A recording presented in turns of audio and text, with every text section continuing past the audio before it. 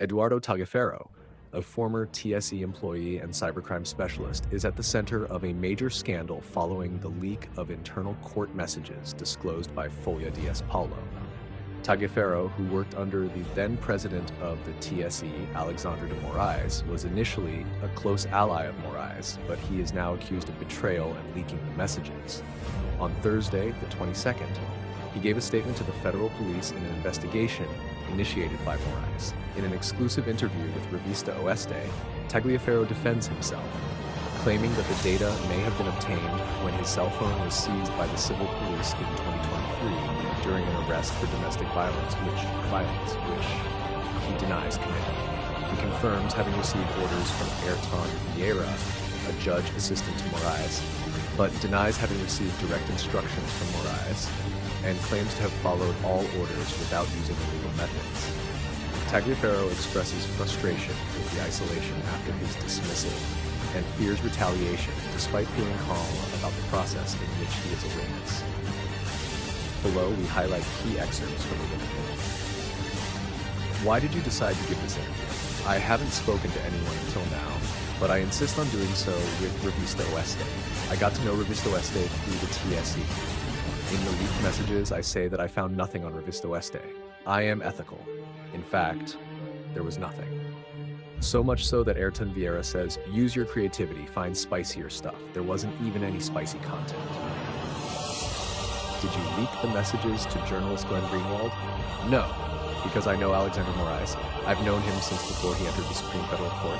I know his personality well. I would never have the courage. Did Glenn Greenwald and Fabio Serapio, who were responsible for the series of reports, contact you? I was contacted by Fabio Serapio once, wanting to speak with me. I did not respond. I received contacts from several journalists. In fact, I sent to the STF the questions that the Folha de S.Paulo reporter asked me. You were arrested on charges of domestic violence. What happened? I was illegally arrested because there was no domestic violence. The firearm discharge was accidental. The case that runs in the municipality of Caieiras, SP, is only about accidental firearm discharge. All witnesses are clear. I did not shoot. The report shows that my hands had no traces of gunpowder or lead. It was a political setup. I wasn't even put in a cell. I stayed in the room all night. Was it during this visit to the civil police headquarters that you left the cell phone? Until the time I went into custody, I had my cell phone. When I handed my cell phone to my compadre, I unlocked the device. We never imagined there could be such nonsense. And what happened next? My compadre went to my house. Not even 15 minutes later, a patrol car arrived. The police went to my residence looking for the phone while I was on my way to custody. My compadre with the phone was taken to Franco da Rocha, where the device was seized. I was taken without a warrant. I was brought to a police station in Franco da Rocha, not in Caieiras, where my case was being handled. And when I arrived there, the police chief turned and said, wow, everyone is looking for this phone. The minister, Alexandre, called from Brasilia asking for the phone. This phone will go to S.Paulo, and from there it will go to Brasilia. How does a phone in 6 days leave the civil police in Franco da Rocha, go to the federal police in S.Paulo, then to Brasilia, back to S.Paulo, and then return to Franco da Rocha? This happened on the 9th. So, during those 6 days, anyone who had access to the phone could have taken those files. Absolutely.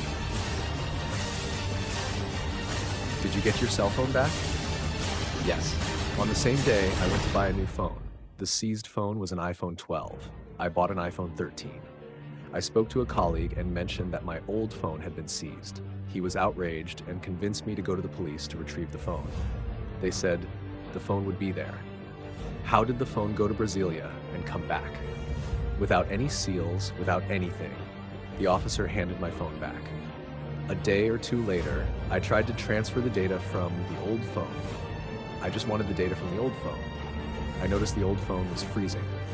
I asked to have it fixed, and they told me it wouldn't be worth it. To ensure that no information would be used, I destroyed the phone. What did the police tell you? It's strange because the release form for the phone explicitly stated that from that moment on, I would be responsible for any possible classified data it contained. The phone was declared as personal. How did they know my phone had classified data? Throughout the Carreras investigation, inquiries, police reports, investigative reports, there's nothing mentioned about the phone. But who seized the cell phone? Is this an attempt to use you as a scapegoat? I have no doubt. I've already heard people saying they're going to seize my phone. They want to destroy what's inside. But I don't even have any material. I would never sell my phone. There were not only things from the TSE, but also documents, photos of crimes, photos from civil cases. There are classified documents from various courts. I didn't use my phone exclusively for TSE work. My phone is personal. I lost everything. Who do you suspect? I can't say it was someone from the civil police. I don't want to accuse anyone. It wasn't me, that I can assure you. What would be the purpose of the leaks? The material might have ended up in someone's hands to be used at the right moment. Yesterday, there was a rumor that I was going to try to sell my phone to Veja magazine. It's absurd. If you look into my life, you'll see that my standard of living plummeted after I went to Brasilia. That wasn't my main source of income. I have other businesses. I've never had a connection with politics. What's interesting is this. The messages that are there are indeed from my phone. I can't deny that. If you look at all the conversations and the audios, you can see that I'm cautious. I make these jokes because in the work environment, we joke around. There's no way around it. I've always had doubts about the procedures. But who is going to say no to the boss? Did you serve as the head of one of the most important intelligence departments? I was the head of the TSE's fake news department. I also coordinated the National Intelligence Center, which involved various police forces. I was part of the Cybersecurity Commission and served as the secretary of the Social Media Regulation Commission. How was your relationship with Alexander Moraes? The minister is very shielded. If he spoke to me 3 or 4 times, it was a lot. So things that came through were not meant for me. The advisory team monitored, in fact, what was their objective. They saw everything that was happening. Social media activity, the main targets. When I arrived, the targets already existed and were being monitored.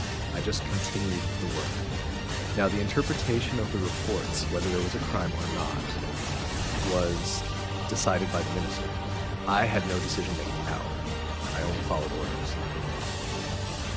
Were you part of the WhatsApp group for the inquiries? I wasn't a part of it. There was a group only for the STF, from what I understood. It was their group, and Alexander de Moraes was part of that group. How were the reports produced? I would gather the data and send it to my team, who would compile everything. I always passed on to my team what was necessary. The team of analysts handled the technical aspects. Do you feel you were betrayed by colleagues? I never felt that way. It's something you can't know. An advisor to the minister filed a complaint on the day of my arrest, and to this day, I don't understand why. I was someone he trusted. The minister himself, Alexander de Moraes, had told me, "You have nothing to fear." I am grateful to the minister.